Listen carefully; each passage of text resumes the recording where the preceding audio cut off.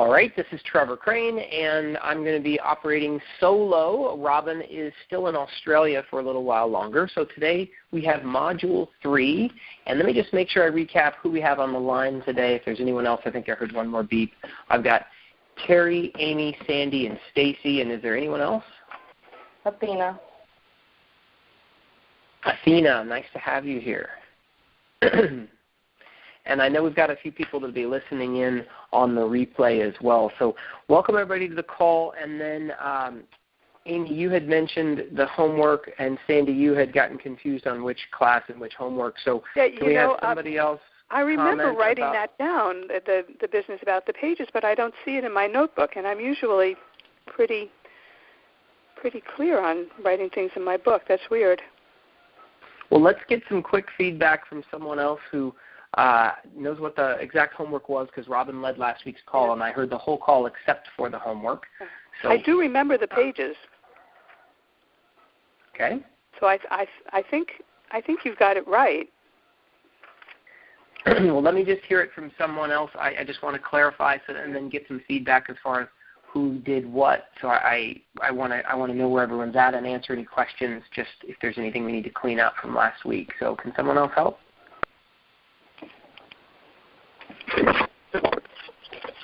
This is Stacy. I didn't actually write down a list of homework, and then I'd forgotten what we were supposed to do, so I just went through the paperwork. But now I also was wondering exactly what the expectations were. It's helpful sometimes just have that posted on Facebook. Let me see. I'm looking. I see Robin posted. I'm looking on Facebook right now to see if it was there. I don't actually see that she posted homework from last week. Anyone else a quick comment, just because that is the one I missed, the one piece of homework I missed. I have in front of me the module from last time, and I remember that the homework began with the funnel, and that indeed makes sense, and that we have, lots of stuff to read after the funnel, and I remember it being basically reading and doing something. Okay. That was literally it. Read that stuff and do something. Well, correct me if I'm wrong. Does this sound familiar? Was it meet 3 people you don't know and try to talk to them using your script? No. It was. Okay. We and in the funnel there was past. Wait, let me pull out my notes. In the funnel. We're pathetic. Oh my God. And we call ourselves professionals. Okay. So I read pages, 6 to 11, and then in the funnel after that, there are 9 active and 9 passive lead generation strategies. And she asked us to go through all of them and then try one that we haven't done before. There we go. Okay. That's it. That sounds right. But my question yes, that sounds right, along with a bunch of reading. Right. Right. And I note that, I hate to say this, but it seems pretty clear that none of us did it. Did what? Did the homework. Well, no, I think what happens, Robin in her, she was incredible, but I was listening so hard to what she was saying, I couldn't get it all down, and I was hoping that she would post it. But, she's halfway around the world, and I think she was having technical problems. And that's right. Exactly. We were having technical problems last week. I couldn't get online till 3/4 of the way in. So. Well, let me do this then, because let me recap a little bit of what was covered, what was signed as homework then, and then we can kind of get up to speed, because I want to make sure that we keep making progress and that you guys get the lesson and the learning that you needed from that homework. And then we can, let's just make sure we move forward. So what I understand that you did not cover on the call, because I listened to 90% of it for the last little bit when I got disconnected, when I was re-listening to it, is that it was reading the last few pages of the module so that you could get a little more clarity around when you first meet someone, what you say, that little elevator pitch or the first 15 seconds, something like that. And we gave it to you in a little bit of an exercise to kind of figure it out. So the key is when somebody asks you the question, who are you, what do you do, what do you say? And the idea of reading the homework was that you're reading the information, unless I'm mistaken, is to just kind of practice and how to frame it in such a way that you create curiosity. So let me just hear from you guys if that makes sense with me, like just wrapping up the meaning from what you got from Robin last week. Does that sound accurate? Can you go over that one part one more time? Because my daughter walked in just now to see if she could confirm tutoring for next week. I'm so sorry. All right, take that. Son, go downstairs. Okay. Thank you. Close the door. Thanks, babe. Okay, I'm going to repeat it in just a second, but before I do it, I want to also hear to see if that made sense to anybody who did hear it, because I don't want to repeat the same thing and then be off if there's something I left out. This is Sandy. It sounds, what you're saying makes perfect sense. It seemed to me like I wrote like nonstop for 5 minutes when we were being given the homework. So it's really, that sounds like that's way simpler than I remembered. I was really confused, I have to say. This is Stacy. I think one of the things that gave us a lot to think about is about discovering our client's pain and exaggerating it, because, for example, when she was talking to me about the fact that, my biggest challenge is against complacency, because people are fine. They don't need coaching. They can continue on status quo. And I need to, like you said, Trevor, present what I do in a way that makes them realize that fine is killing them. And then that's where I got a little overwhelmed, because I don't want to make that pronunciation about people's lives, and yet I know that connecting with that feeling that they're having is the way to engage them in my work. Okay. So I think, let me do this real quickly. Let me do this. So because we didn't cover it, and it sounds like not everybody embraced whatever the homework really was, why don't we just go ahead and look at the handout from Module 2. I want to walk through it briefly so that we can get the gist of this. Everybody can take something valuable out, and you can always make it better later. So we'll go ahead and walk through this a little bit here, and then as far as the homework assignment of picking something from the Leads 99, one of the active or passive, these are things you can always add to your marketing plan. One of the first, when we shared with you the world's simplest marketing plan, we basically gave you was, a system of getting into action. Measure the results, like what result do you want, and then pick something that creates a result and do more of it, because everybody here has clients, I think almost everybody here has had clients. I think, Athena, you're launching your business for the first time. But everybody else, you've done something to get a client, so do more of it, and take some action. So with that, we gave you other ways that you can do it, and instead of overwhelming you, it's like pick one other that you can add and try. But with that, let's go ahead and start on the old homework, from Module 2. Let me look at the page here. I need to pull this up. Excuse me. I don't know if I'm going to put it on the screen just because it may take me a second. But go to the page. Does everybody have that paperwork in front of them? Yeah. Yeah. Yes. And I actually couldn't get in your screen. I have the paperwork in front of me. I don't have it in front of me, but I'm just taking it all in because I'm on the road. That's right. You said you're on the road. I remember that. So just go ahead. Don't worry if I can't see it visually. Okay, thank you.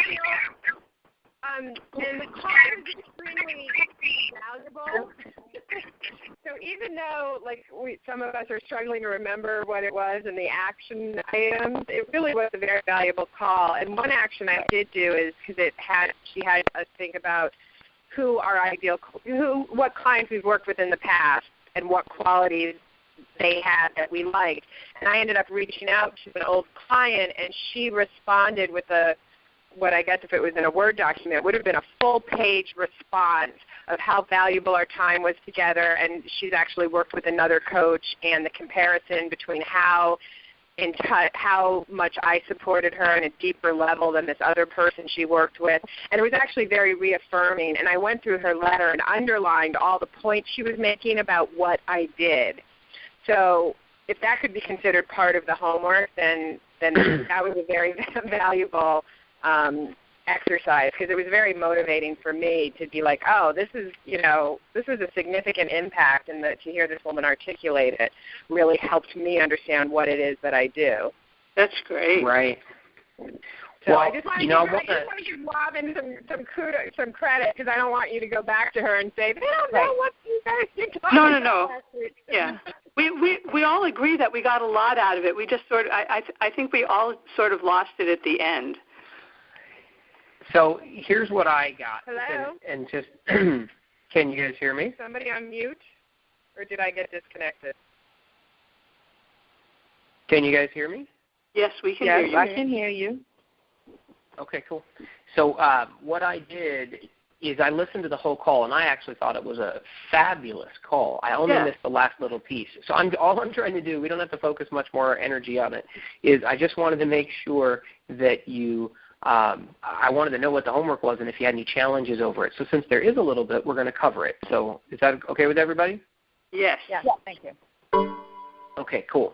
So I have Module 2 up on the screen right now, and let's go down to the page where it talks about what to do, like in the first 15 seconds. So what page is it on? I can't see your screen, but I have it printed out. Page 8. Great. Page 8. Okay. So how in the first 15 seconds can you explain what you do in such a way that your prospects are compelled or nearly forced to want to do business with you? So the first little part here is people don't, and the reason why Robin probably asked you to read this is that it's really well written. A friend of mine helped write this part, and he really knows what he's talking about when it comes to branding and how you communicate with other people to create curiosity.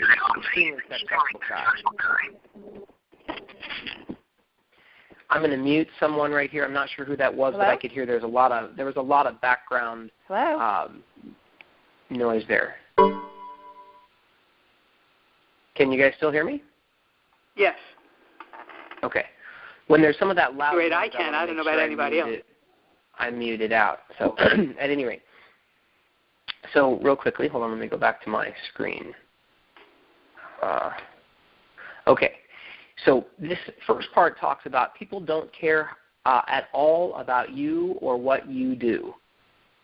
The point is that they're interested in one basic thing, and that's what's in it for me. Mm-hmm. So our focus when we're talking to people, yes, can you hear us? Yeah, all of a sudden like it was dead. Oh, that happened to me. This is Stacey. That happened to me 2 minutes ago, and I had to check out and come back in. Yeah, that's what I did. Sorry about that. All right. Okay. So we are on page 8, and we're talking about how important it is to communicate from your customer's perspective. They're asking a question that you guys may have heard of before. WIIFM is the radio station that people are always tuning into, and that is the question of what's in it for me. So what we want to focus on, if you look kind of medium way down the page or to the bottom part of page 8, it says there's only 2 reasons why anyone buys anything, and that's pain and pleasure. And the idea is we help solve a problem that they have and to gain pleasure. So you want to go ahead and figure out how to paint a picture when you talk to somebody. And if you can go ahead and briefly bring up that picture in their mind of the problem that you solve for them. And it's very results focused. I think on last call I heard Robin talking a lot about your massive transformational value and how important that is. So we're going to move on to the next page here. And the process on page 9 just talks about you trying to go through this homework to read your client's mind to determine, number 1, their problem, hurt, their need or want from the perspective of the client. And I was speaking with someone today on the phone, who's in our Sales Mastery class. We did like a little private Q&A call.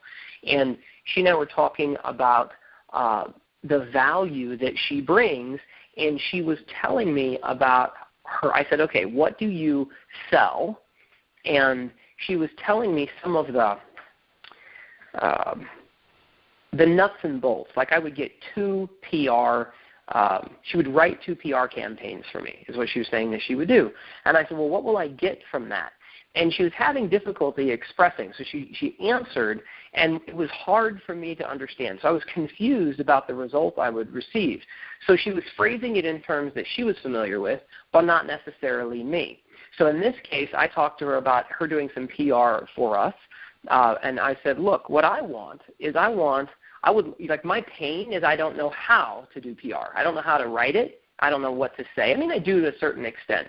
But I'm in pain because I don't know what specifically to write on the flyers, on the PR report. I don't know where to send it. And then if I got interviewed, oh, my God, I don't know what to say. Now, that's not exactly true, but the truth is if I was interviewed right now, someone called me up and went to interview me, I'd be caught off guard. I'm not prepared. And I'm not proud of that. I'm just being completely authentic with you, ladies. I'd like to say that I have it perfect, and so when I'm prepared, I can, I can nail it. When I'm not prepared, and when somebody, if I go to a networking event and I don't know what to say, then I'm completely caught off guard. And I'll give you an example. I met Sir Richard Branson this last weekend, and I was in. Nice picture, by the way. Oh, thank you very much.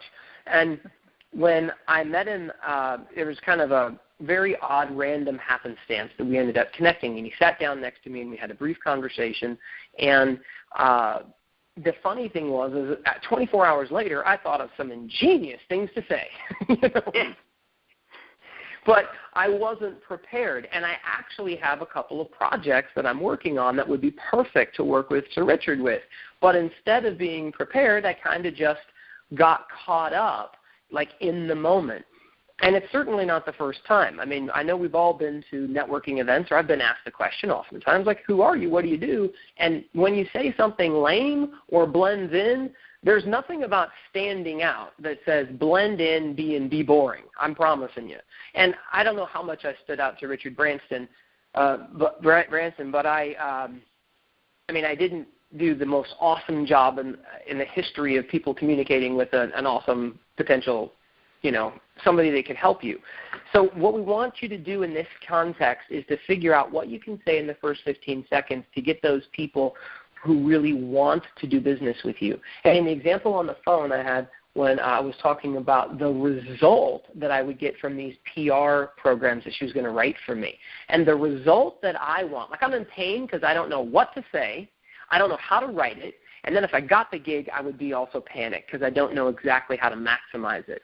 And so I talked about if she was to work with me and help figure out my story so I knew what to say that was compelling, that would be a result I want. And that if she was able to write it for me, which is what she said she would do, and then share with me the strategy how to maximize that when I get interviewed so that the whole system works together. And she's an expert in PR, website marketing, and social media marketing. And I'm like, wow, that's awesome, but I got to share it with everybody. My share with her today is that it was really hard for me to understand what value she brings to the table. Because when she first told me about her expertise, she didn't share it with me in terms that communicated at my level. Does that make sense to everyone? Yes. Mm-hmm. Okay. So the key here is you want to get really obsessed with the result or that massive transformational value that you offer. And the process that we walk you through in this, and I'm going to keep it as homework for you ladies, I just want to explain it, is number one, you want to determine their problem. Like, what is the issue that they've got? And I heard Amy, you and Robin had a long conversation about what some of that stuff could be. And I actually asked you questions when you and I went back and forth on some private email about what had to happen for you to make the choice to become, to join your business. So you want to think about that as far as what it is that got you as a customer or to go ahead and buy into your business. And so it's just a really important, like Amy, I think it wasn't until you were moving out of one profession into another that actually became important for you to take on and become, to take Arbonne seriously as a business, if I understand correctly. And if I'm off a little bit, that's okay. We don't need to get specific. But it's important for you to just go back to that result. So number 2 in the process is you want to enlarge and magnify that problem. Because the truth is, I don't have enough money is what everybody's going to say. I don't have enough money, I don't have enough time, blah, blah, blah. You're not magnifying the problem. In our Sales Mastery program, we actually teach very specific, we get very into this about how to create that leverage to move someone.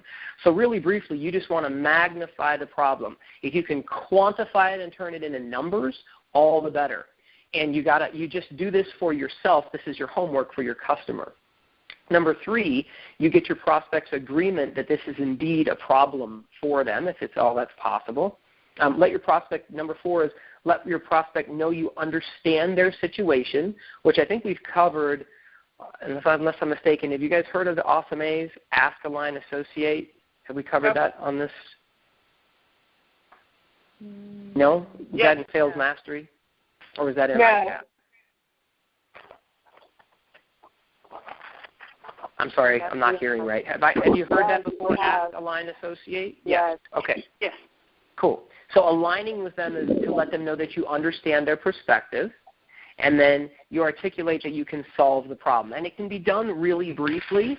What's really nice in number 5 and 6 is number 5 is you say you give the steps of like how you can eliminate that problem in terms of talking about the benefit or result to them. And number 6 is giving proof. Like I always love to tell a story about how somebody that I've already helped do something amazing. And we're going to get in on today's stuff in Module 3. We're going to talk a lot about how you can do that in a very cool and elegant way. So that's really quickly the process. I want to move on to that. There's an example on page 9 of like how a prospect and an agent could go back and forth and talk about it. But let me see if it's relevant to read it right now. I'll just read it real quickly. So the prospect says, "Hi, my name is Joe Blow."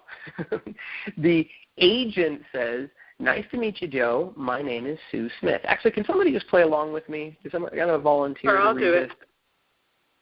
Okay, I'll do Sandy, you be the prospect, and I'll be the agent, okay? Hi, my name is Joe Blow. You know what? Why don't I be Joe Blow and you'll be Sue Smith? I don't know which one. It doesn't matter because we're just reading. I don't need any massive skills here. I'm just going to read it. So I'll say, "Hi, my name is Joe Blow," and nice to meet you, Joe. My name is Sue Smith. What do you do, Sue? Joe, you know when you pay your car insurance premiums, how they seem to increase over time, even if you've never had an accident or made a claim?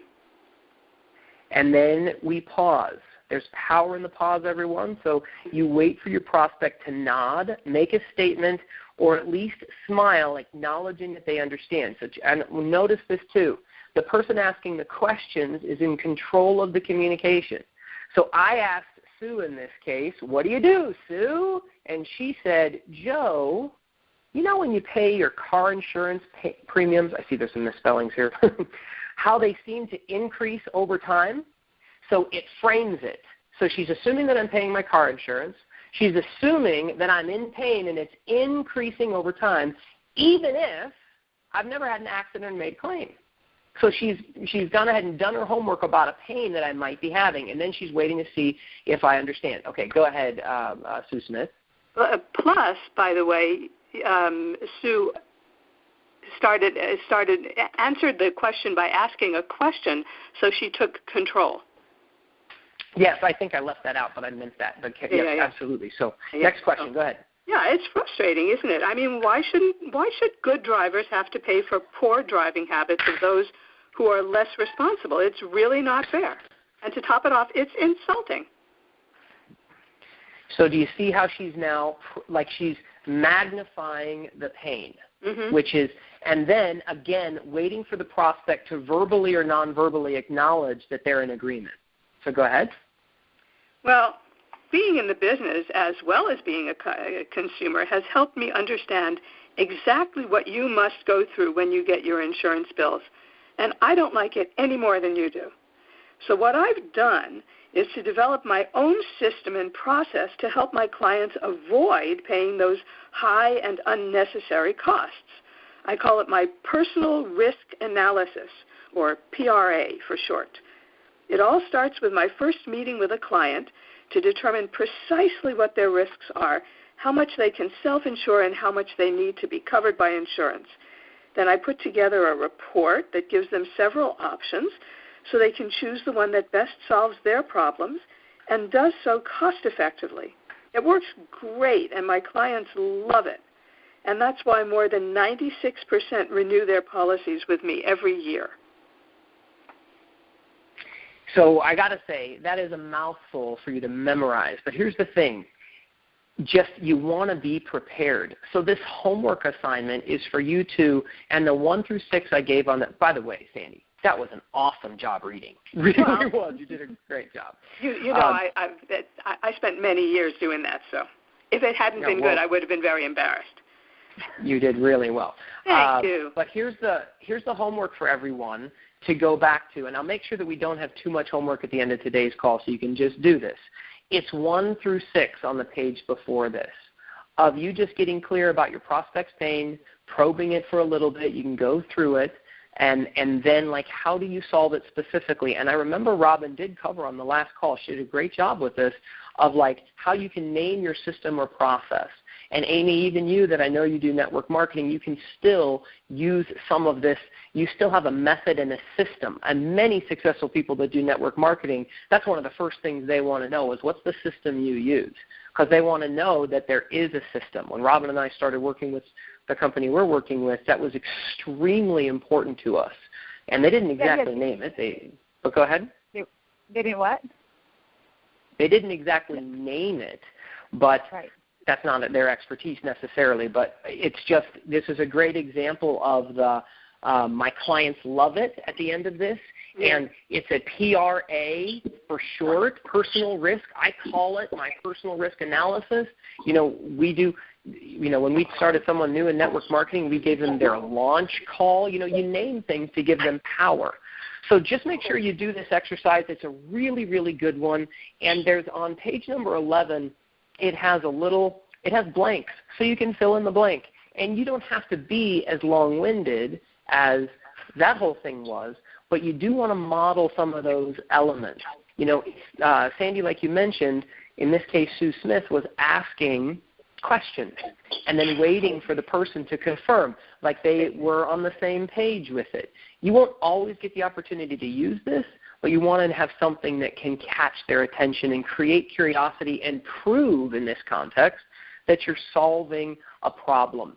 And again, it's just figuring this out so that you're prepared. And part of your client attraction program we want you to have is that you say something that's compelling. And I'm going to get into a little bit more of that today. I just went to Las Vegas as something called CEO Space. You guys familiar with CEO Space? No. It is a pretty phenomenal, high-level networking group, and they get together half a dozen times a year, and there's some very high-level business education as well as high-level entrepreneurs, business owners, CEOs come together to contribute, help one another, and it's just a very giving, helpful, very collaborative and cooperative space. And when I was there the last couple of days, I met I don't know if I met 100 people, but very close. There's more than 100 people there. And we got to interact a bunch, and we did this all day long. Who are you? What do you do? How can I help you? I mean, all day long. And so I had to pick how I was going to differentiate myself in that conversation. So we practiced and practiced. We didn't practice. We did it so that we could create curiosity. And sometimes, you know, like I dropped the name Sir Richard Branson, because I just met him the day before. And I used everything I could to go ahead and create curiosity to get attention. And I wrapped my package, meaning I dressed professionally. When a lot of people there were dressed business casual or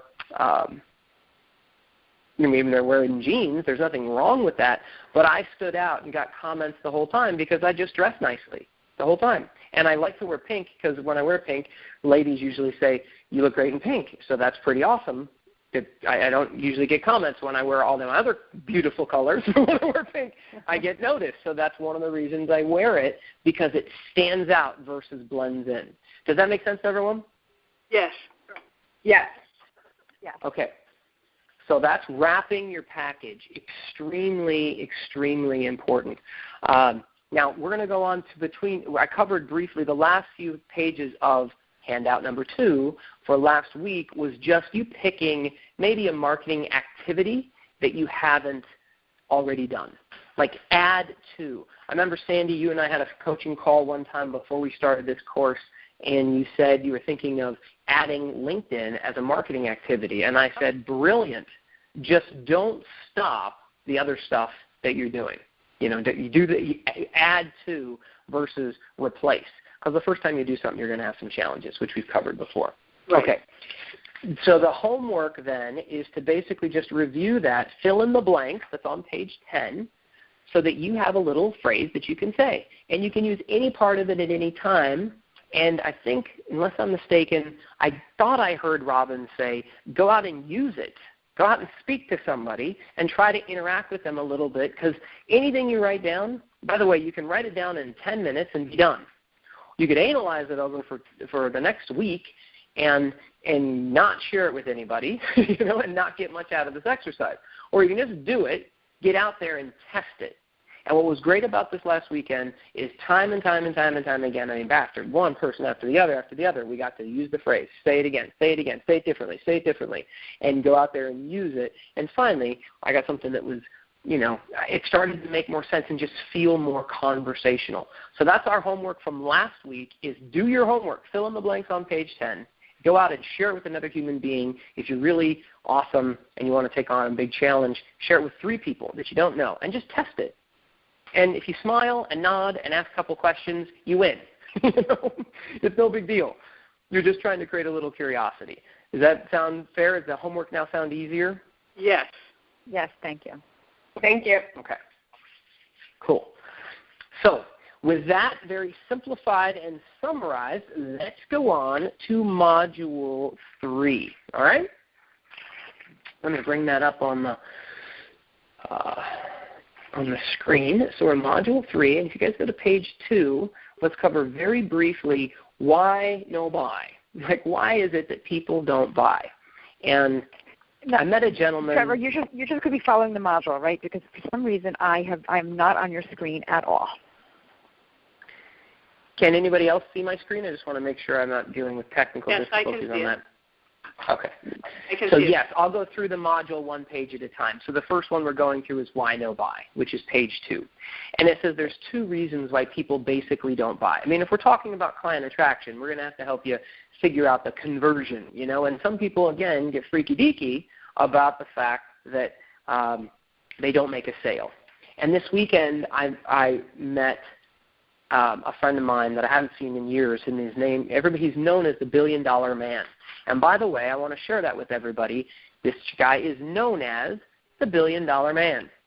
This is very well thought out. Why is he known as the $1 billion man? And doesn't that stand out to you? Like, he's not the $1 million man, right, or the $6 million man. I love that show. but he's the $1 billion man, and that stands out. So his name is Bob Circosta, and he's known as the $1 billion man because he sold over $1 billion worth of product on the Home Shopping Network.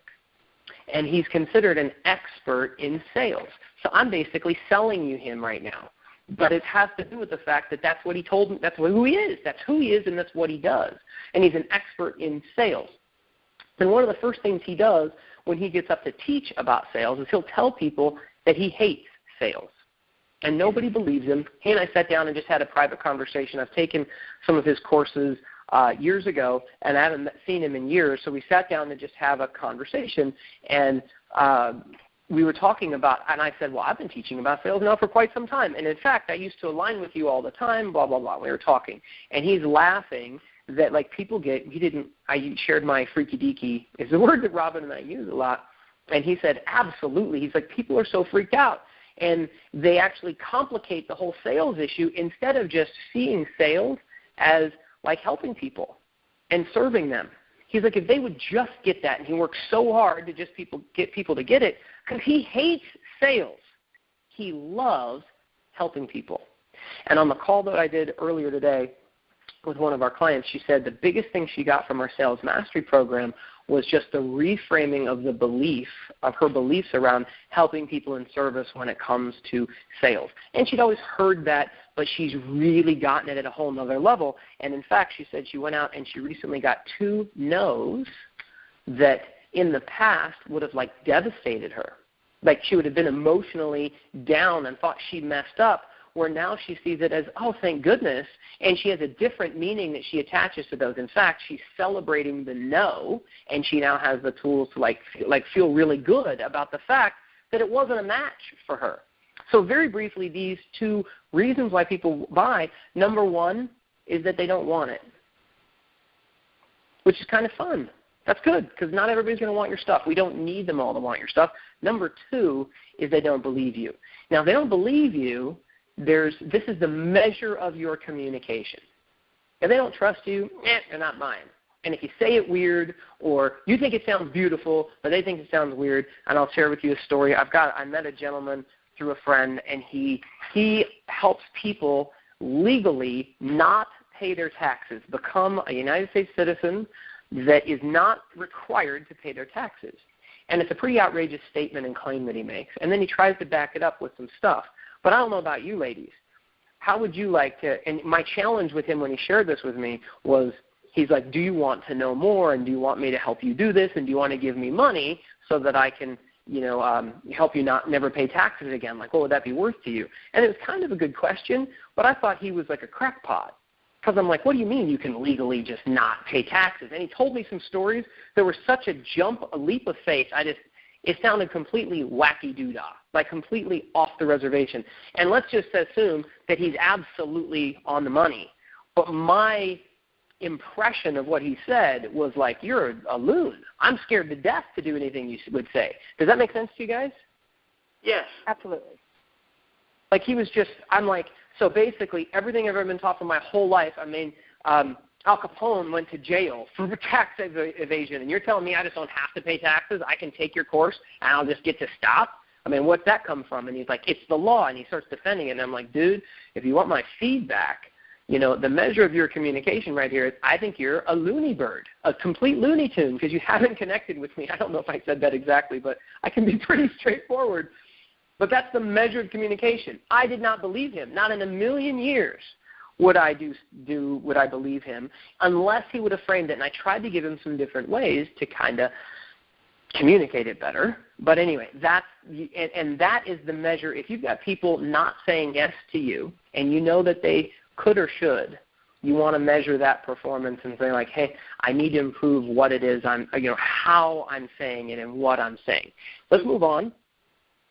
Any questions about that? That's pretty simple. That's clear. That's great. Okay. We put on here on the next slide, I think it's page 3, and I think almost everybody on today's call has heard our ultimate sales formula, the high, why, try, buy. Is that accurate, or am I mistaken? You are correct. I haven't heard it. Okay. So let me give you the 60-second version of high, why, try, buy. Because the reason that I put this in here, I've actually trained this system to thousands of salespeople. And it's and you can train at very high level. We can go very in-depth. We use this. This is also like a very simple format of our $300,000 Holy Grail. I think we shared that with everyone as a bonus. Is that right? Yes, you did. Yeah, you posted that. We've all looked at it. Okay. So I posted that up. This is a sequence of communication with people. And the reason it's high, why, try, buy is it rhymes. And it's a very simple framework that you can have for your sales process. Ideally, and to be straight up with everyone, the Ideal Client Attraction Program, we don't go really in-depth into sales. If you'd like to learn more of that mastery part, at the end of our ICAP program, we're going to give everyone a chance to join our Sales Mastery program if you'd like as well. So we'll go into more depth with that, but we're going to want to give you just a brief overview so you can convert clients that you start to talk to. Is that okay? We can just spend a couple minutes here? Yes. Great. Okay. So high, why, try, buy. Let's start off with high. High is basically about building rapport. And that's just coming up with something to be like them. In rapport, we want to talk like them, we want to move like them, breathe like them, smile like them, use the same language they have, and just remember that we're supposed to connect at somebody else's level. We talk a lot about matching and mirroring. When we teach this in a seminar setting, we go into some depth with some exercises. But in general, all you ladies already do this unconsciously. It's remembering to smile and do it consciously, to not just be different from someone, but to consciously change some of your behaviors, language, the way you move and breathe so that it aligns with another person. And I've met with some extremely high-level, very successful salespeople, and they say this one skill is the number one most important thing when it comes to sales, is rapport. If that's all you did, I've made sales just by being in awesome rapport with someone, and that's it. And had them say, I would like to buy. And by the way, if somebody ever says to you, I'd like to buy, you let them. I've had clients come say, I freaked out. I did this thing, and then people came up and they just said they wanted to buy everything that I had. Like you told me to package my stuff and have A, B, C, D package, and they said, what should I do? And I'm like, accept their money. Ask MasterCard or Visa, sign here. Like, you don't have to go through a whole sales spiel. And a lot of people get freaked out about even people wanting to buy their stuff. And this was an example of, she was like, they want to buy everything. I'm like, let them.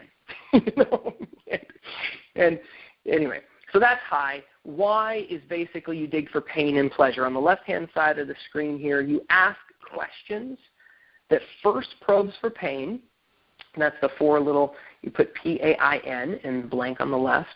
And underneath that is pleasure. So you'll first try to say, hey, what is it that you don't like or don't want? On the right-hand side of the page, we have an FCC. FCC stands for frustration, concern, and challenge. And we'll spend 70 to 90% of our communication with a client, our prospective client, in why. Like why? Because people buy for their own reasons, not yours. And as Sales Mastery, people will say, when they come to our live seminar, we have it in a virtual boot camp as well, but they'll often say, I just want to know what to say to another human being, which is cool because that's kind of what we did in the last exercise, right, from Module 2, right? Is that you want to figure out.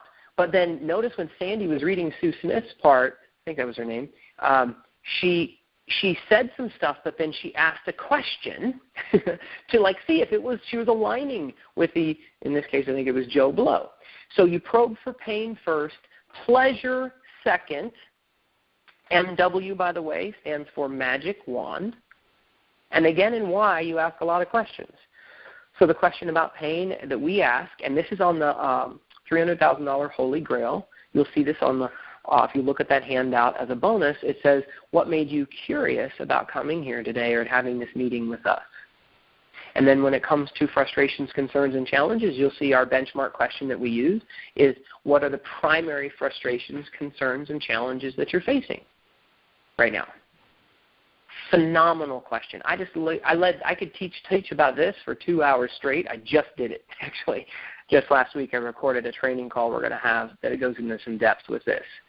But this is huge. You focus on pain first. You get them really associated to their pain. If you're having a conversation with them to convert them to a client, okay, not when you meet somebody, just to be clear about this. This is only when you have permission to do this. And then after they're totally associated with their pain and they're like, yuck, that stinks, I do not want that, then you go into how would you really like it? If you could wave a magic wand, how would it be? And then you start to paint a picture about what they want using their words. You ask a line associate, you repeat their stuff back to them. Then and only then, after you ask the line associate, and then the last A there was, are you ready? We say, what would you like to try, A, B, or C? Would you like to hear what I have to offer? And we want you to package what you have to offer in A, B, or C. And Amy, for you in network marketing, it's the same thing. Try to come up with, I love alternative closing questions, like would you rather, go fast or slow? Or would you like to get a speeding ticket? when you join this business, which would you like to do? Would you like to go fast, slow, or you want to get a speeding ticket? I had a guy say that one time. He made it up. I was like, that's brilliant. You want to go really fast. How fast do you want to build this? And you can either get started at the, this package, or this package. You're small, medium, and large, and you just chunk them if at all possible. I also heard on the last call, Sandy, I think you were talking with Robin about offering somebody your hourly fee. In this part of the sales process, and guys, I hope I'm not wasting your time here. I think this is pretty valuable, though. Yeah, is that good? Yeah. Okay. This is about packaging your stuff versus just giving them your hourly rate. If I could give everyone a free gift, I would completely reposition, repackage, reprice everything you do. It would be huge. Huge, huge, huge. The last one is step 4 here is buy. Collect the money. Get it now. Have your contract ready. Don't wait. I can't tell you how many deals I've lost because one time I had the contract in my folder, but I wanted to edit it. I didn't want to use a pen to cross stuff off, and I didn't collect the money. I lost a $30,000 deal. Wow. So you want to collect the contract. One time I lost a $2 million deal because I didn't do this. Because the guy said yes, so I went off and I didn't collect the contract. I started work without doing the job, without getting the contract. I lost a $2 million deal. The guy even told me he was a Christian and would, blah, blah, blah. He says, just trust me. And I'm like, okay. I was in my 20s. This is completely ridiculous. Every time I make this mistake and don't collect the contract, get them to sign the contract, get them to give you the money now. They have no more better information than they do right now to make a decision. If they won't decide now, then they're not your ideal client, then just say no. That's a no. I'll do you late, I'll buy later is not your client. Okay. Guarantee and bonuses? Can I ask, that's kind of, if somebody did that to me and said you have to sign now or the offer's off the table, mm-hmm. I would take that as a sleazy, manipulative move, and I would walk away. I don't think there's anything wrong with when you're trying to make a commitment of this level of because sleeping on it. Okay.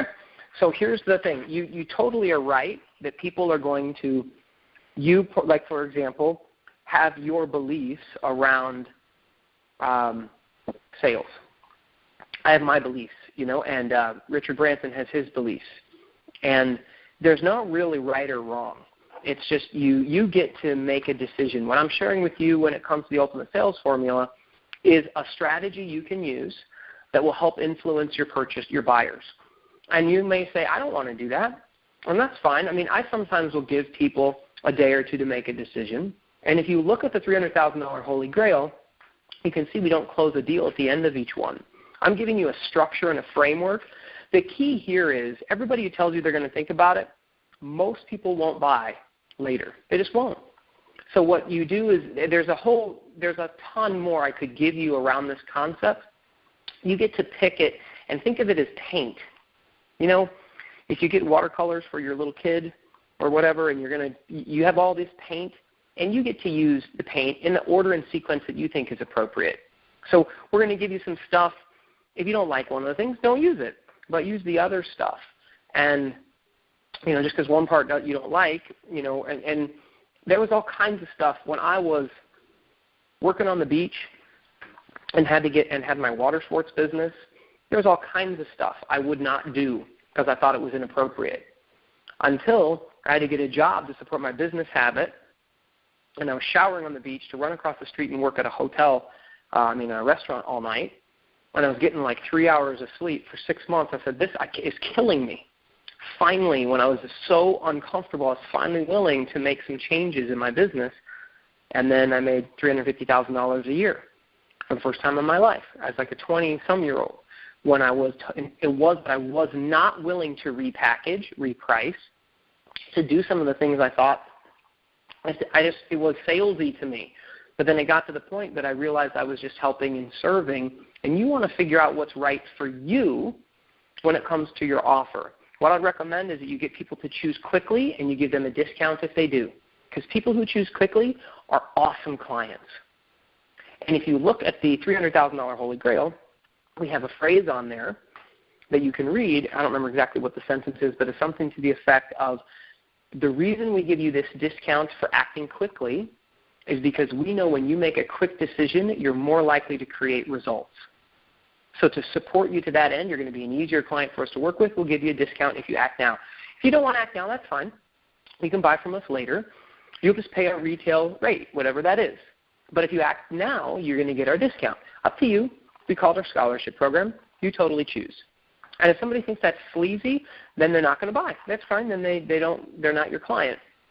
And you get to pick how you like it. Is that okay?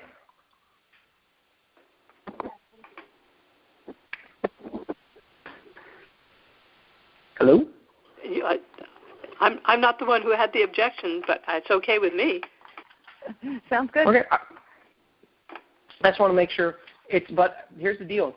If you don't want to do something like that, don't do it. Collect the decision whenever you want. By the way, there are times I go through this process and I don't even try to make a sale. I just say this isn't they're not ready to buy. So if you want to learn more about the sales process, how you can try to master that, you can you'll get a chance when we're done with this program. The last two things is throw in a guarantee, throw in a bonus. And people always fight me on these two things also. So here's my challenge. I just met with a gentleman this weekend who's a phenomenal business consultant, does a ton of deals. And we were talking about the sales process. And after an hour of communicating what this was and how he could use it in his business, he was like the most grateful guy he'd ever met on the planet. He was like, holy cow, you're totally right. He was totally fighting me on bonuses and guarantee, and he said, I actually, now that I understand it, that's the most powerful thing I could possibly have that'll take what I do to the total next level, and it'll help my clients as well. And the really simple thing here is if you don't have a guarantee and you don't have a bonus, make one up. And use the word guarantee. And I'll share with you one little objection. Robin's brother is a movie maker. And he said, there's no way I can give a guarantee. I can't guarantee somebody's going to make their money back. He's trying to collect money to make a film. And he said, if somebody invests, I can't guarantee they're going to make their money back. And I'm sure some of you ladies just say something similar. Maybe you have a guarantee, maybe you don't, I don't know. But here's the key. Guarantee that you're going to try your hardest. Guarantee you're going to do the best you can. People just want to hear the word guarantee. This is about sales and conversions and persuasion and how you influence someone, because we're talking about this segment of sales. If you use the language guarantee, I'm the kind of dude that if I don't hear the word guarantee, I'm not buying. I very rarely take people up on their guarantee, but it's important to me. The consultant I met with this weekend said he's like, well, I'll make an assurance, not a guarantee. Again, long conversation later, he's like, you know what, you're right, I should give some kind of guarantee. Just use the word. Same thing with bonuses, throw something else in. Amy, if this is you, throw in bonus your time. That you'll give them some of your time. But don't make it free time when you're training someone in your business. Go ahead and say and quantify your value so that you give them some of your time and give it a financial figure. Of if you were paid a highly paid six-figure salary, what would it be if someone was to really get your time? Maybe be about $1,000 bonus of training that you'll give them right off the outset. And name it. What we call is a jumpstart session. We bonus into everybody. It's a $2,500 value when we take on a new client. So we're going to work with one-on-one. Okay, that was more than 60 seconds. I apologize, but I get so excited about this subject. Any questions about that? Trevor, this is Stacy. Terry texted me. She'd like to be unmuted. She has a question. Terry, I'm so sorry about that.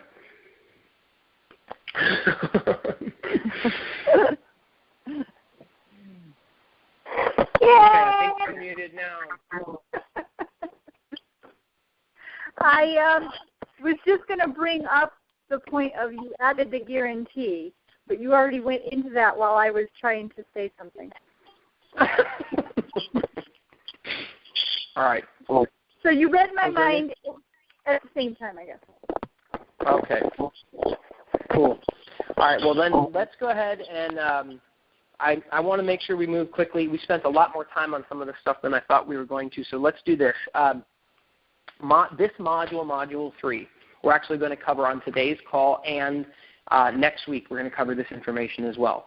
So you don't have to worry that we're not going through the information. We have plenty of time in the rest of the time we have to make sure we go through it all quickly. We're taking a little tangent off in regards to sales. Is that okay with everyone real quickly? Because this is important. Yes. You got to not just attract them but convert them. Yes. Okay. Yep. And I want you to know that this is not the only. We're going to cover this. We're covering it throughout. Point. Right. Excuse me?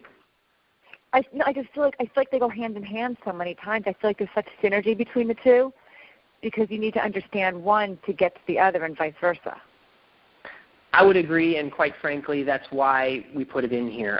When we had our client attraction program, when we did it live at our house for 3 days, we spent a long time talking. We took a big chunk out of our sales mastery program to teach and help people overcome some of their stuff. So I wanted to make sure that you knew we covered it briefly here, and we'll continue to talk about it. They go hand in hand, like you said. It's hard to not communicate about it all the time. However, we go into so much more depth, and we have a program designed specifically for that. Like I said, I just finished a 2-hour training call. It was that went really deep into the Holy Grail that we teach. So we'll cover more of that. You guys will all have a chance to get more sales stuff from us in the future. But let's go ahead and go on. I didn't want you to feel like you had to apologize for throwing sales in. That's where I was going. Thank you. I don't like to always apologize. I need to change that tone, but thank you for that. See, this is the great thing working with ladies. We're like, hey, don't throw Robin under the bus. She did such a great call. I'm like, I know she did a great call. Trevor, you don't have to apologize. You're doing a great job. Thank you very much. This is why we work with so many ladies. I work with a dude, and they're like, dude. Working with women is awesome. Just don't piss us off, you know? Oh, tell me about it. Did I say that out loud? It's all good. You're among friends. It's all good. Okay.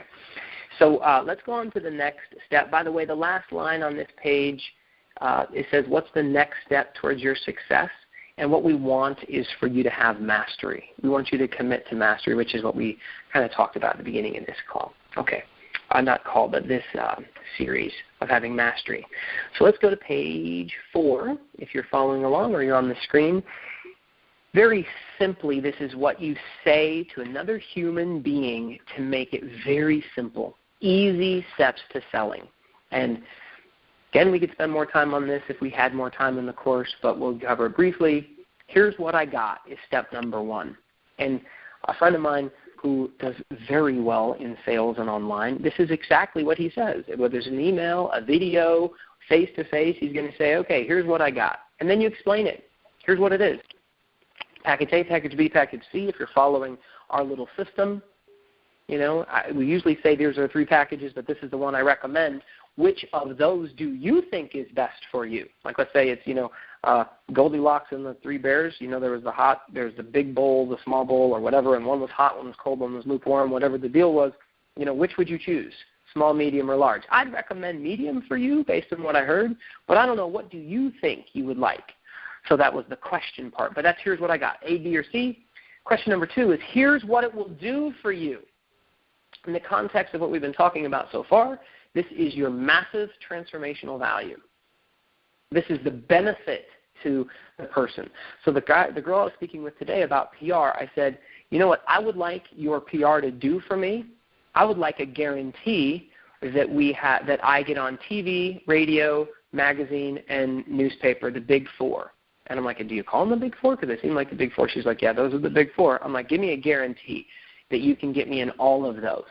She's like, well, I can't guarantee that because I can't control blah, blah, blah. We talked about something else. But here's what it will do for you. Here's the result you're going to get. So for my PR, I wanted to be featured in major magazines, newspaper, TV, radio, and I wanted to get the media calling me saying, can we interview you, can we feature you, things like that. And she's like, well, I can guarantee you that I can guarantee print. I can probably do it with radio, whatever. So we talked about it. But that's what it will do for you, which will give you, a hurricane of new clients or something like that. what's the result you're going to receive? Here's what it'll do for you. And then step number 3 is what you got to do next. And oh my goodness, I can't be more. And you can use these exact. I know it's very conversational and not necessarily the best language. Here's what it'll do for you, and here's what you got to do next. I mean, it's very casual, but it's like a 5-year-old. You could tell a 5-year-old, here's what it is, here's what it's going to do for you, and here's what I want you to go do next. And if you tell a little kid to do something, if you give them 2 or 3 things to do, they're not going to do any of them. They're going to be confused. So you want to tell them exactly, precisely what to do and how it's going to be. You can use all different kinds of closes. We're going to cover some of those in some of the latter part of ICAP. But just be explicit. Go to this website, enter your name, email, and hit go. In the context of this last weekend, we were doing these networking groups, like how you have these little referral party pod things, and there were 5 of us in a group.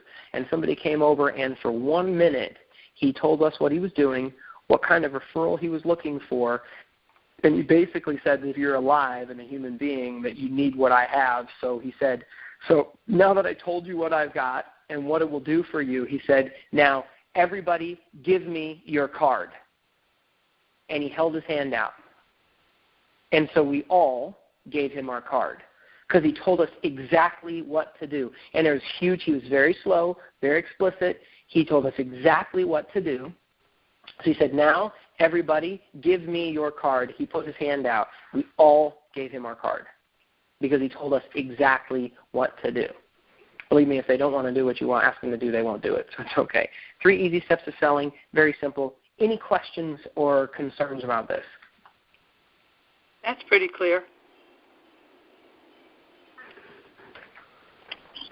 Okay. Well, he got the cards, but he's not necessarily going to get the business because we didn't see value in him taking cards from everybody. Brilliant. So this is important for you, everybody, to remember.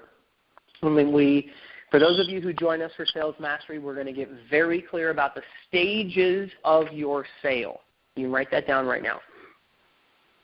Stages of the sale. See, when we talk to a lot of people and they go networking, they're like, we say, why do you go networking? Like, what's the result you want? And they're like, I want more clients. That's why I'm networking. I'm going to go network so I can get clients.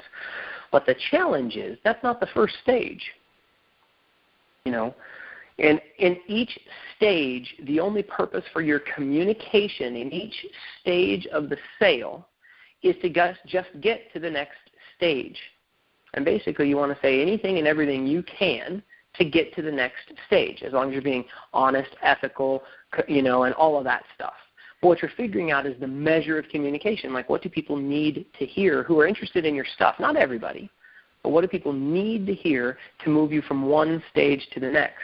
And in this context, when he decided, not me, not you, he decided he wanted everybody's card. That's what he believed. So that's what he told us to do. Now, he may or may not close us, but that was at least he was clear about his outcome. Not exactly my approach, probably not yours, it sounds like. I couldn't. Who was that just asked? Because I'm missing the voices. It's hard for me to catch.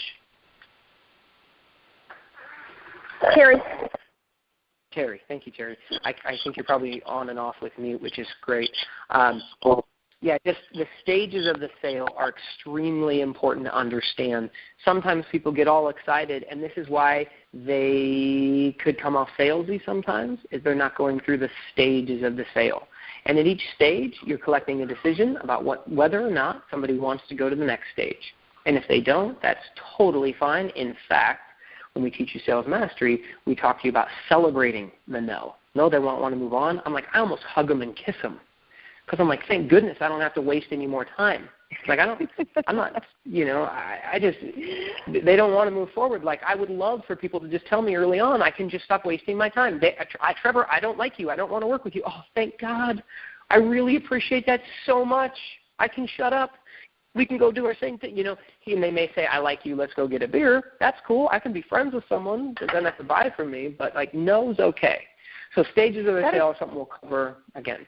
Who's going to say? That is so true. I once had somebody say to me, they apologized for saying no, and my answer to them was, "Thank you so much. You saved me time. You saved me, wasting your time, my time with follow-up. It's so much better than a maybe." I was so happy she told me no. That's exactly what I told her. I was like, "Thank you for making a decision." Anytime you can support someone on their journey to get what they want, regardless of whether or not it's what you have, then you've done your job. You're serving at the highest level. I think that's our job, is service. By the way, I'm going to keep today's call to 90 minutes. I don't want it to go real long. So like I said, we're going to cover anything we don't cover in this handout, we'll cover on the next call. So any other comments or questions about this before we move on?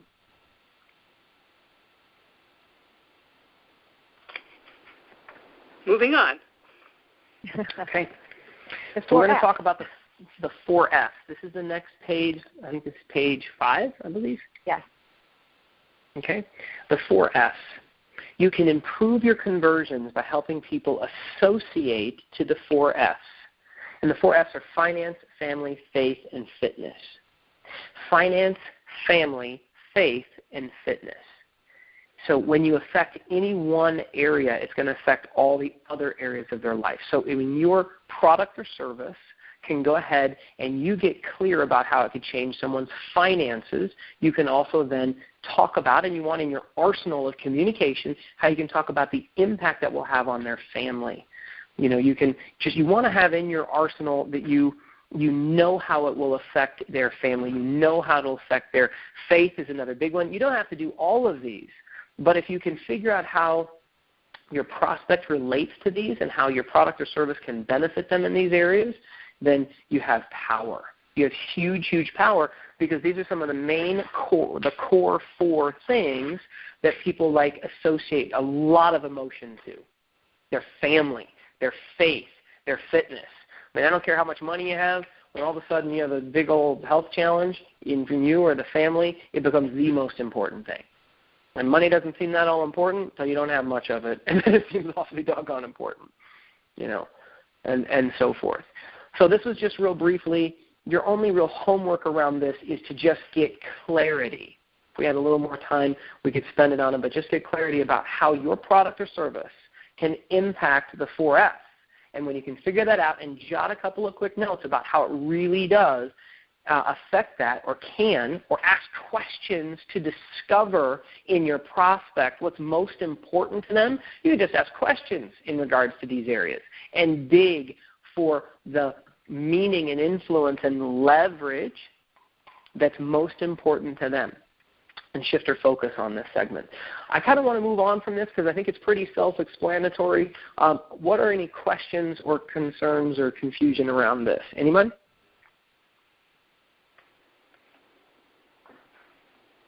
Seems pretty clear. Sandy, I think you're going to get the award for communicating first each time. That's awesome. I mean, nobody ever says anything, so you know me. I'll speak up. I'm always the first person with the hand up. Sandy voice. I actually, when I'm on conference calls and I'm not speaking, I'm usually on mute, so oftentimes that's maybe what other people are as well. So let's see if there's anybody that has a question. Nope, I have it on mute also, so it's just annoying to keep taking it off and on. So. Yeah, I apologize for that. But if you have background noise, then that can be beneficial, so thank you for that. Okay, then let's move on. Just a very important part of your influence is understanding that. So let's go on to branding. Okay, now, boy, do we have a lot of stuff that we want to cover in branding. So let me ask everyone real quick. I'm going to get a little bit of feedback instead of it just being me speak.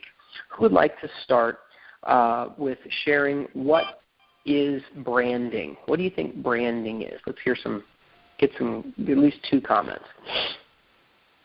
What people think of when they hear your company or the products that you sell. What people think of when they hear about your company or product you sell. Kind of like an image. I'd agree. An image. Yeah. A distinguishing element that describes your product and separates you from competitors. I would agree. Branding is absolutely that.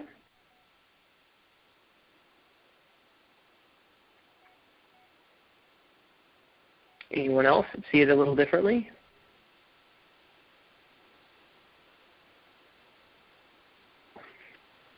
Okay. We cover a couple of things. I did a little bit of Googling to just get clear about branding. A lot of people will misuse branding and they'll interchange it with advertising, marketing, naming something or design. And it's not exactly any of those things in particular. Legally it has a perspective that some people might think of a brand as a trademark, which it certainly is. It can be. It can be a name, a sign, a symbol, a combination of those things, but it is designed to differentiate yourself from others. From a business perspective, it is that tool of influence that promotes the goods and services, of your product, and that they can, like you said, I think that was Terry. I'm not sure what the voice was that was commenting about, it's what people think of when they, when you mention your brand. It's kind of, in practice, it's kind of like what people expect. Think of McDonald's, and you go to McDonald's in another country, you may not be a big McDonald's fan, but you can probably assume that brand is going to deliver a certain quality of product and service, regardless of what state you find it in and what country you find it in. And that's kind of the idea of your own brand. So the question is, and Robin covered this on the last call, a lot about your positioning. She brought up the 5 P's to profit of what you want to be positioned as. And there's some quick little frames that you can get in regards to language. So jot these down real quickly. I've been doing a lot of research about this in regards to how I present myself and how when Robin and I want to speak at some bigger conferences, and so I'm doing some homework about how people are introduced. And so one of the ways is, and I mentioned Bob Circosta, is that Bob Circosta, I mentioned, his name is Bob Circosta. He's known as the blankety blank. So write that down. Known as something. There's a girl named Lisa Sasevich that's known as the Queen of Sales Conversion. Awesome person. Frank Kern is known as the President of the Internet. Everything he does is very tongue-in-cheek. If you don't know Frank, he's pretty crazy. Bob Circosta is known as the $1 billion man. Robin is known as the financial marriage counselor. And I've been deciding this for myself lately, and I'm now putting a book together about greatness. And so my new branding that I'm coming up with is I'm known as the Greatness Guy. And I'm the author of the Greatness Guidebook. So that's another one. Write this down. Author of blankety blank. So Robin's the founder of Money Parenting. That's another one. The founder of. The creator of www.blanketyblank.com. In this case, I just bought the domain name recently of, so I would say I'm the author of the Greatness Guidebook. I'm known as the Greatness Guy. Well, maybe I would say my name is Trevor Crane. I'm the author of the Greatness Guidebook because that has a higher perceived value. This has to do with branding. The Greatness Guidebook. I am the creator of GreatnessQuest.com. Very simple. Creator of GreatnessQuest.com, and I believe I'm on a greatness quest. I'm interviewing some amazing and successful people. That's why one of the good reasons I got to meet with Richard Branson just recently. And I'm on this, and then I'm known as the Greatness Guy. So it's greatness, greatness, greatness. I figure if I die and it's on my tombstone, that's not that bad to be associated with. And I'm not saying I'm the greatest guy in the world, although you ladies know I think I am. But that's not it. I'm actually interviewing some amazing world leaders, thought leaders, and my book, The Greatness Guide, is actually it's called The Greatness Guidebook. Will actually have stories from young people and some of their what it is to live a great quality of life. So it has everything to do with my new branding, and then I got to figure out how that associates to what Robin and I do, because we're this married couple, and she's, I'm make more money, and we're all about give more. If you go to robinandtrevor.com, it says make more to give more. And our new videos that we have, because there's a big gap in our website right now, you don't see a lot of the stuff we do for contribution. And I'm like, oh, that's ridiculous. We do so much. So I've got some new videos that will be made showing some of the contribution we've done in the last couple of years. That's more when we've been in Mexico and feeding kids and giving toys away and the different things we've done. That's part of our branding, is we want to be all about giving more. Well, how do you do that? Well, you got to have more to give more. So we want to help you, I want to help you make more money. Robin's more about keeping more money. I'm choosing Robin and I because I have more clarity around our branding than yours right now, but it's stuff that's in progress. I would love to tell you that the world knows us for our founder of and author of and all that stuff yet, but they don't. And by the way, I just told you I'm the author of the Greatness Guidebook, and I haven't written a page yet. But we are all going to go out and buy it as soon as it comes out. I hope so. But it's okay to use that language. Or you may say it's not okay. Like Robin will go, but Trevor, we can't say we're the author of if we haven't written it. And I'm like, of course we can, because that's my rules. And we'll argue about it, and she'll say, no. We can say author of the upcoming book, blah, blah, blah. So you use whatever you feel congruent about, that your rules around truth and authenticity allow you to experience. Like it's the same challenge I had with Robin's brother around greatness. He's like, not greatness, around a guarantee. I can't give a guarantee. I'm like, can you guarantee you'll try real hard? He's like, I can guarantee I'll work my you know what off. So that was his guarantee. Okay. So that's real briefly in branding. Let me go back to the page I can actually see. I'm walking and talking if you guys can't don't notice that. If you go to the next page, it's page number 7. And the idea is that you get your message out there. And I give a couple of examples when we're going to talk to you about some of the things you can do for your business card. The next little image that you'll see on the page is what we call your branding box. I'm going to explain more about what that looks like. Also, a book is phenomenal positioning, whether it's your ebook, your little special report you write. Go to the next page. You'll see the great giveaway there. We highly recommend this is another way for you to market yourself and create a client attraction program where you create a free report that you can give away that adds value. And on one of the calls, we're teaching this new program around a referral marketing system that is just phenomenal. We're going to actually share that on this course. It'll be something new that we're teaching, but we want you to implement it well in the next in the time frame that you're here in. With us in ICAP. So hopefully you're going to love that a lot. But one of them is to create a free report and to use education-based referral marketing where you add value to other people. You share that value. We're going to give you the specifics about how you do that. And then on your website and maybe in some of the information you hand out, be it a postcard, a flyer, a brochure, the business card, the branding box, whatever, what's your free offer? Because you want to go ahead and have some call to action. Like as you communicate with another human being or they come to your website, what are you going to give them? What's going to give that value add up front? And we're going to go into some of that today. We only have another 10 minutes on today's call.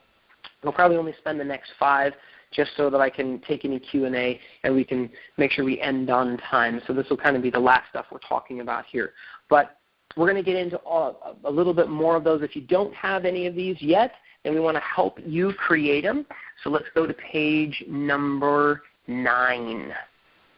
What we did here, we didn't create all these poses. A friend of ours named Joel Bauer actually gave us some of these poses. You may have seen them on used in some of our websites. In fact, Robin and I took these photos when we had a professional photographer taking pictures of us right before our wedding.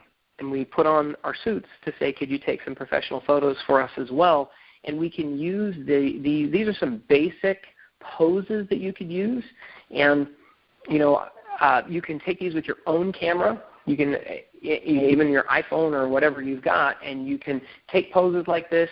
By the way, to get that pose where your feet look real small and your head looks big, a lot of people think that's silly, but it's really good for like putting on a lot of literature because you can see the whole body. And there's a lot of reasons why you can use some of this. Our hands being held out like they are in some of the crazy faces is more our thing because we like to be a little, again, we don't want to be boring and blend in because nobody notices. So we're a little more kooky and crazy. I think Robin is more than me, but you guys can guess by the end of our program, whatever you think. I usually get the worst name for stuff, but I think Robin's definitely the wacky one.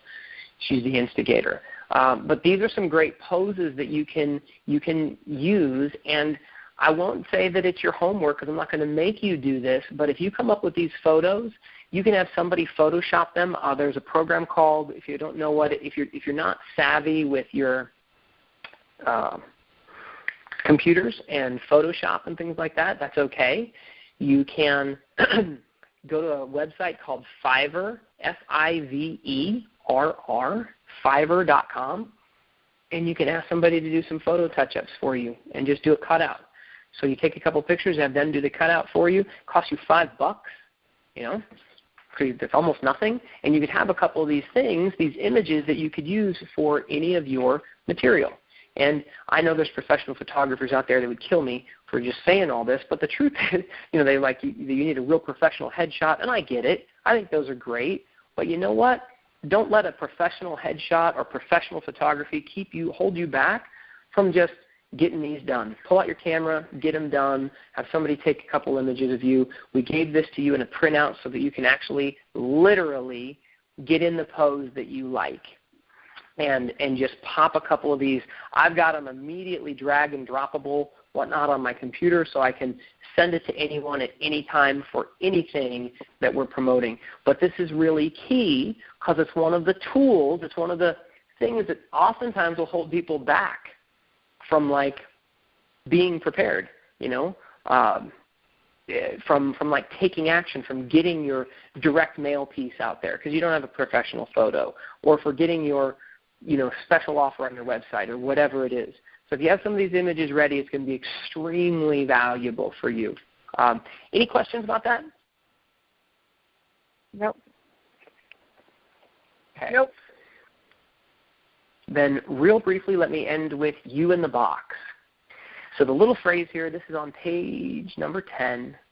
The little phrase here is, if they knew you, they would buy from you. And so this is audio, video, and print. And if you can go ahead and put yourself on a little DVD or audio CD, and they get to actually, visual, auditory, kinesthetic are like our primary senses that we take in information, and you're actually able to engage these. We teach this whole thing around Branding Box. We want to share with you more of this in the future on these calls so that you can have the chance to go ahead and create this new tool that can be in your arsenal, and you can create, we're going to show you how to create a really easy little free product that you can give away or charge for, and how to do that. So let's go on to the next page. You in the box, what we're going to cover, and we'll go into this in more detail on the next call, is how you do a little interview Q&A. And there's some guidance here, 1 through 5, that you can go ahead and read, and you can pre-frame what we're going to be going over on the next call, as well as 6 segments of questions. And the 6 segments start up with WIIFM, background, expertise. And what we're going to do is, yes, on the next call that we have, we're going to assign some homework. You guys are going to partner up and buddy up. And if you don't know how to record calls yet, we gave you instructions on freeconferencing.com. Actually, I put in some, if you can get a free account on that line. Free Conferencing is actually the company that we're using for Start Meeting. It's the same company owns this service we're using today on today's call. And it's a phenomenal service. There's some instructions on how you can record calls. And what we're going to do, if you go to page 13, we're going to have you interview one another so that we can get some of that expertise from you. We're going to pull it out of you.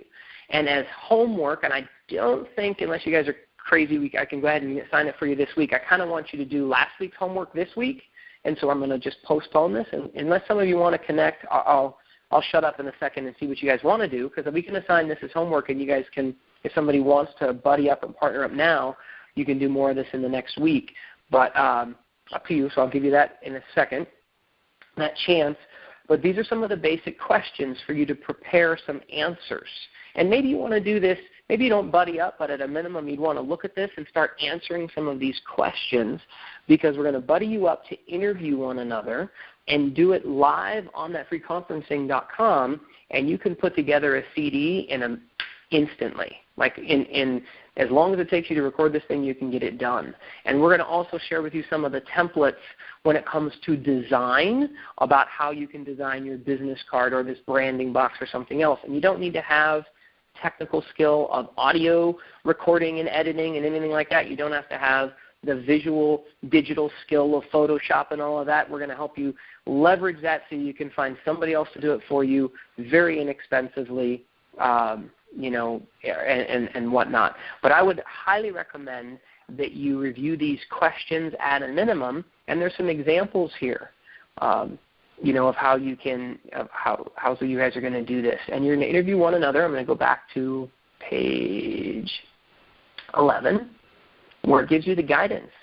This is going to be a quick 7 to 9 minute recording, and you'll speak in sound bites. You'll be very short and precise, and they'll walk you through it. We're going to spend more time next week talking about what this is going to be like, but your homework, and I'm going to take some questions, your homework is to just make sure you finish the homework from Module 2, that you do that homework.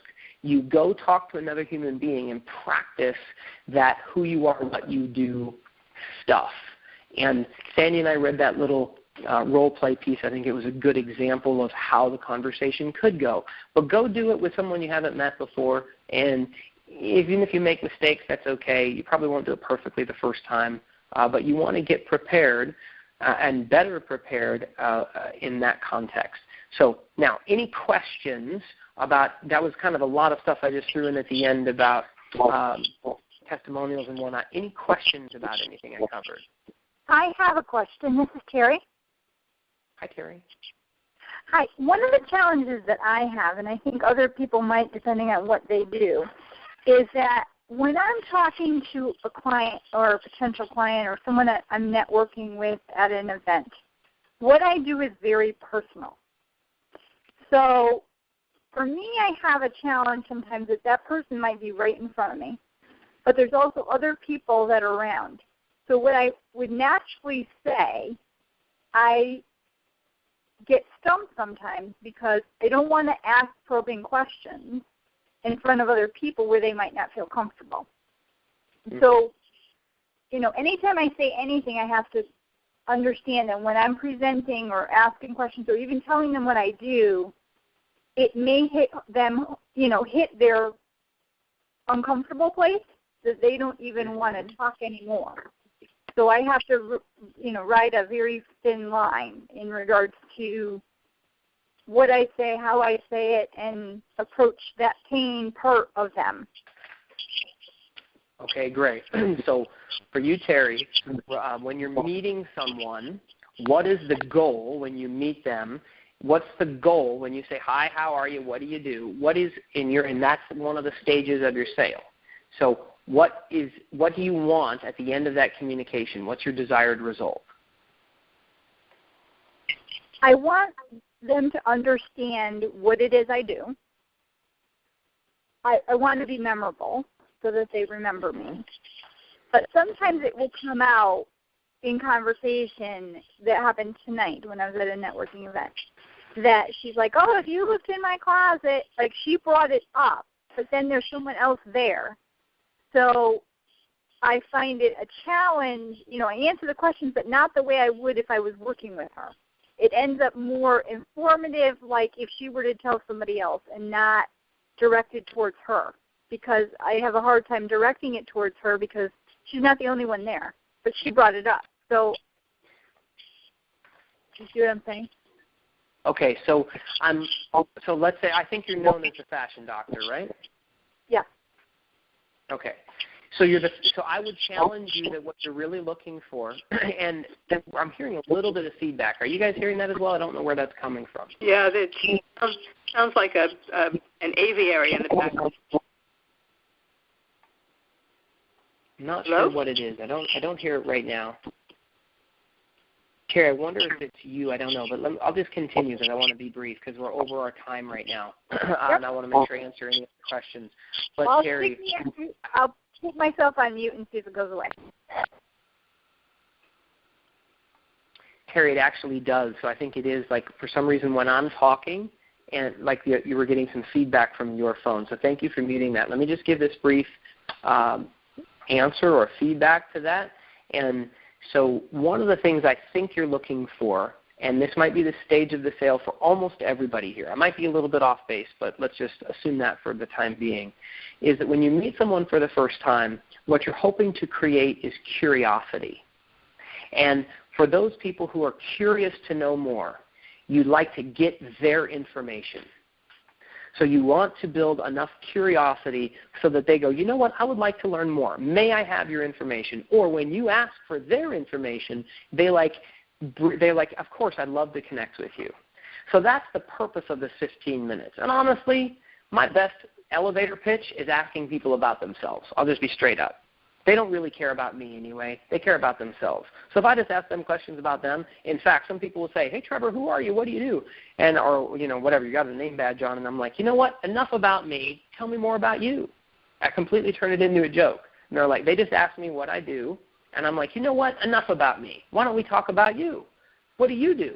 And they'll go on for 20 minutes and think I'm the best conversationalist on the planet because I listen to them, their favorite subject. And that may be one of your best pitches. I'm just giving that as a complete simple one. If you screw it all up and just ask people about them and then say, you know what, I'd love to set up a time that we could get a cup of coffee and I could, find out a little bit more and I could tell you a little bit more about what I do. Would that be okay? Great, done. Your purpose in that initial point there is to create curiosity. And you can go ahead and say, I'm known as the fashion doctor. I help people really result, even if they blah, blah, blah. Or have you ever known someone that doesn't know what to wear and whatever? In fact, and Robin shared a story about how she's in pain and how she had bought a real expensive suit, but she heard someone didn't like it. And she felt stupid because she didn't know how to put her suit together, her skirt or makeup or whatever. And you can tell a story that's compelling. And you're like, you know what? And if you really like them, then, Terry, you'd ask, can we exchange information and I get you a cup of coffee? What would be best to call you on your home or your cell? Or because that's an alternative closing question, right? Which would be better to call you on your home or your cell? Oh, my cell. Great. Another question I like to ask is, would you, this is sales stuff, but I'll give it to you, how about I give you your information, I'll give you my cell phone number, you give me yours, and then we'll set up a time that we can follow up. Does that sound fair? Whew, I'd write that one down. That's a big one. Does that sound fair? Who's going to say that it doesn't sound fair? So if you find someone you're going to meet, you're like, hey, let's keep in touch. I also use a cup of coffee. Let's have a cup of coffee. We'll do it virtual. You can have a cup of coffee at your house. I'll have it at my house. Let's just talk. That's if you want to talk to them, which is not always the case, by the way, which is why you need a little bit of your elevator pitch, which is why your homework is there. And so, Terry, when I'm if I were you and you feel like it's too personal for someone, create just enough curiosity, keep it light, and then just ask if they want to stay in touch. And if they do, boom. And ideally, I'm going to give you another strategy that we teach in sales is you BAM FAM them. This is the last one. I apologize. I just love this stuff so much I'll go on for another 6 hours and you'll all hate me. BAM FAM. BAM FAM stands for, well, thank you. You're wonderful, caring, lovely ladies. That's why you never hate me. BAM FAM stands for book a meeting from a meeting. BAM FAM, book a meeting from a meeting. So if you do meet someone at a networking event, and one of these times you go out and meet a brand new person at the grocery store and you test this and you use that Sue Smith and Joe Blow little script that we gave you for Module 2, and you use something like that kind of asks them questions and probes for some of their pain, whatever that is, and you engage them, and then you get their contact information, and you follow up with them, you'll be ecstatic. You'll I don't remember my point there. I kind of did too much pre-frame, but it'll work. You'll be happy. Does that make sense? Terry, comments. Let's hear you. I know you have to come off and meet again.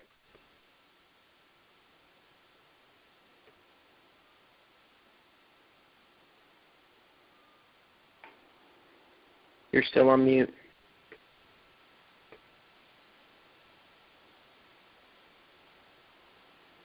Terry, I just unmuted you. Can you still hear me? Yes, I can hear you. Yes, that makes sense. I think I let the conversation go too long, and I let them control the conversation, so they find out too much. But they don't really have a clear understanding. So they find out too much but not clarity. Yes, and that's the key.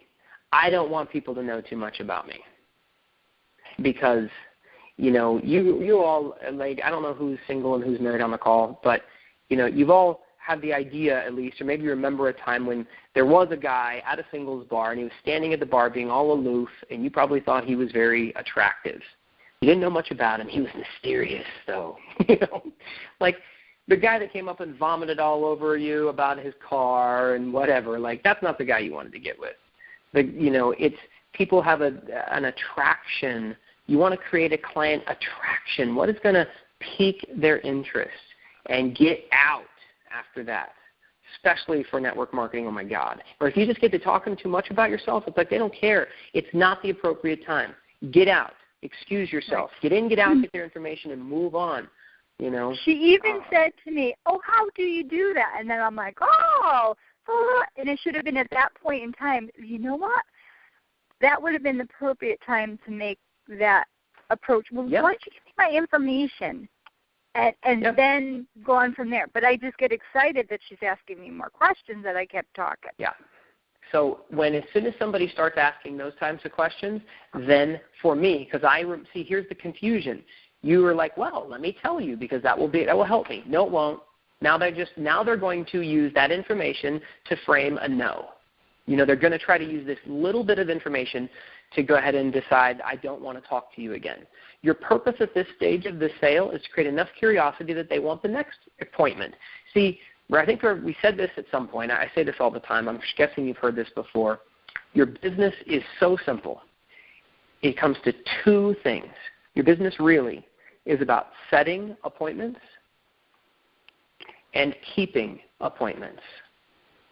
So if you ever find yourself saying too much or not knowing what to say, just remember you're doing one of those two things.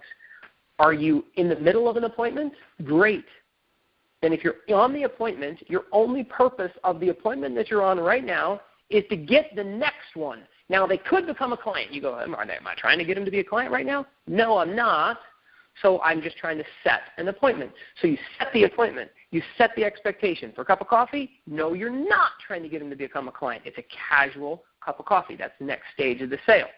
But the next stage of the sale would be, would you like to have a sales conversation? Like, would you be really interested in talking business? This cup of coffee was a 15-minute get to know you. I really now know you. Now I know a little bit about you. It's more important for you to know about them than them to know about you because you're the one trying to discover if there's a match. You want to be in control of the communication, so you will ask most of the questions, do most of the listening, and try to figure out their pain and pleasure, what makes them tick, so that you can go ahead and talk to them in their terms, using their language with their same matching and mirroring rapport, skills, all that stuff, to go ahead and say, you know what, it sounds like we should probably have another communication. Why don't we set that up and we'll have a real serious business conversation because it sounds like I can help you. And they're like, really? That would be incredible. And you haven't told them what the hell you do because they don't care, You're like, I've been listening to you, and the more I hear you talk, the more I think this is perfect that we met. It sounds like you could really use some help in these areas. Do I understand that correctly? And they're like, yeah. And you're like, well, I'm blown away. I just thought you're a nice person, but why don't we set up a cool time and we can talk? I'm blown away. I'm the fashion doctor. I'll tell you more about that on our next call. Bye. See you later. You with me? Yep. Yes. Okay. Any other questions? I just went over by 11 minutes on our call. Any other questions briefly? No. If there's anything burning, please email me personally if you want to keep it private, or put it on the Facebook page so you can share with everyone. That's what I would prefer, so that we can share with everyone. Your questions will be awesome. I'd appreciate your feedback. And again, no new handout for next week. Just have the two handouts ready, the instructions for the freeconferencing.com that I had put on the website. The call for you, if you want to listen to this again, will be posted on our member website, so you'll be able to go see it again there, the call and the recording.